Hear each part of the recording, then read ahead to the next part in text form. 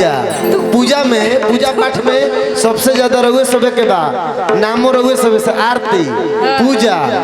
सब चीज रहुए से बा लेकिन हमने के बा घंटा मेन बाजी ना तो शुरू ना हो मंदिर में घंटा वह पुलिंग बा बाकी सब स्त्रीलिंग लगभग बा सभी के भाई चलिए बैठ जाइए आई अब गीत गाएं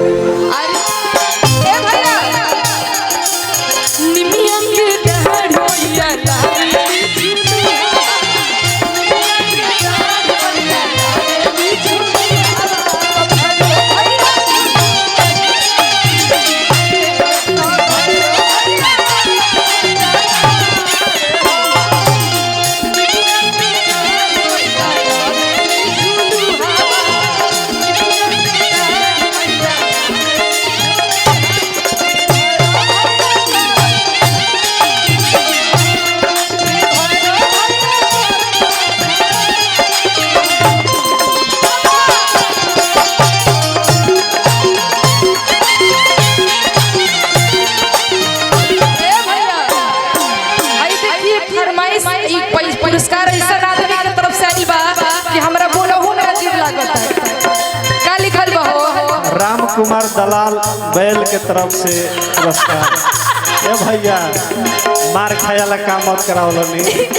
ई कौन नाम हटे जी दलाल प्लस बैल का मांगल बा बहुत पुरस्कार बा कहां से ऐसा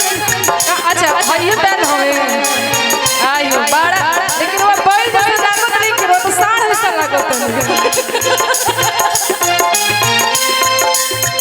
तो भैया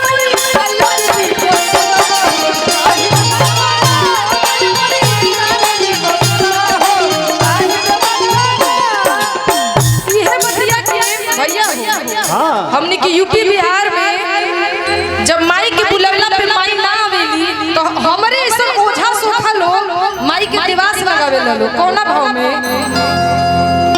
हर की कोना बनवा बोले अरे तो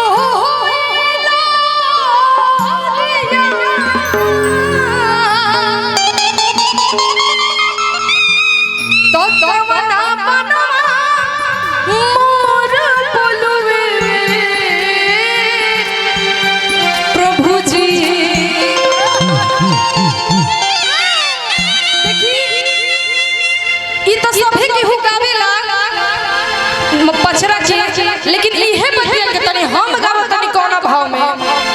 भैया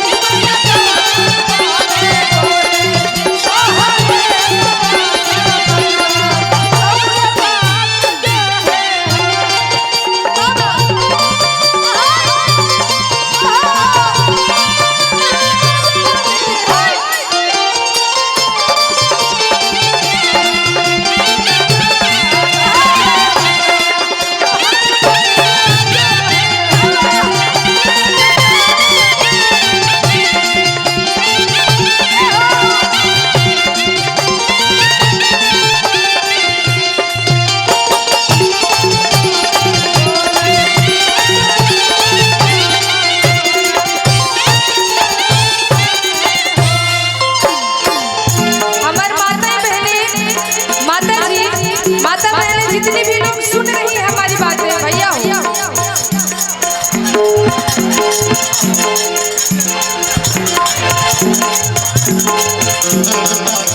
हमारी माताएं बहनें ए भैया रुका हो लागत कुछ घुस गइल बा का दो सांप पीछे उछी घुस गइल बका सबे के खड़ा हो गई कौन बात नहीं सबे के हो के अब सूते के टाइम होता व्रत में बाड़ लो रात भर थोड़ी जागी लो ना जी लेकिन कौन बात नहीं हेलो। सबे हां चाची आधा घंटा रुको, एगो दूगो गाना हम रुकवा के रखले बनी कि चल जेबू तो पछतइबू, काल्हो सुत लेबू लेकिन गीतिया ना न सुनबू। सुना छापरा जिला के लोग रंगदार ना होला, ऐसे कहलो न दीपिका जी कि कौस के हाला करो लोग चाहे जयकारी लगाओ लोग, तो भाई कहलो कि गाला लाग जाई तो मतलब कि लयदार बा, और जयकारियों मनाई तो सुर ताल और लय में जयकारी मनाई। सुनो छापरा जिला के पहचान हो भैया तू तो बैठावा तारा ठीक बा